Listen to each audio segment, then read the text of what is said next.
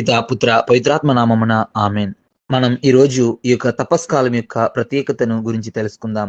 ఈ యొక్క తపస్సు కాలం ఒక ప్రత్యేకమైన పశ్చాత్తాప కాలం. దేవుడు తన అనంతమైన కరుణతో అనుగ్రహించిన 40 రోజుల పుణ్యకాలం తపస్సు కాలం.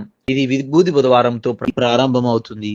ఈ కాలం ముఖ్యముగా ఇజ్రాయేలు ఈజిప్టు నుండి నిష్క్రమణకు వాగ్దానం చేసిన దేశంలోనికి ప్రయాణించడానికి మధ్య ఎడారిలో గడిపిన 40 సంవత్సరాలను సూచిస్తుంది. క్రీస్తు తన బాప్తీసానికి, తన బహిరంగ ప్రజా జీవితానికి ప్రారంభానికి మధ్య ఎడారిలో గడిపిన 40 రోజులను కూడా ఇది సూచిస్తుంది. తపస్సు కాలం అన్నది ఒక ప్రత్యేక సమయం. మానవుల కోసం రక్తం చిందించిన రక్షకుని శ్రమలను ధ్యానించడం 40 రోజులు హృదయ పరివర్తనకు పిలుపునిస్తాయి. జీవన ప్రయాణంలో ఆగి మన స్థితిని సరిచేసుకుని కలిసి పయనించమని ప్రేరేపించే పవిత్ర దినాలు. ఈ అనుగ్రహ కాలంలో ప్రతి క్రైస్తవుడు దేవునికి దగ్గరగా అవడానికి 3 వరాలు ఇవ్వబడ్డాయి. అదే ప్రార్థన, ఉపవాసం, దాన ధర్మాలు.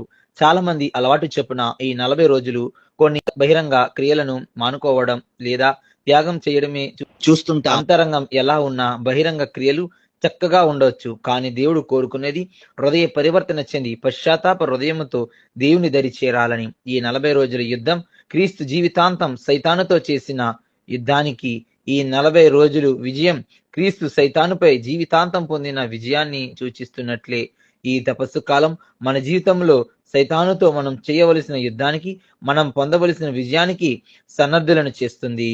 ఆమె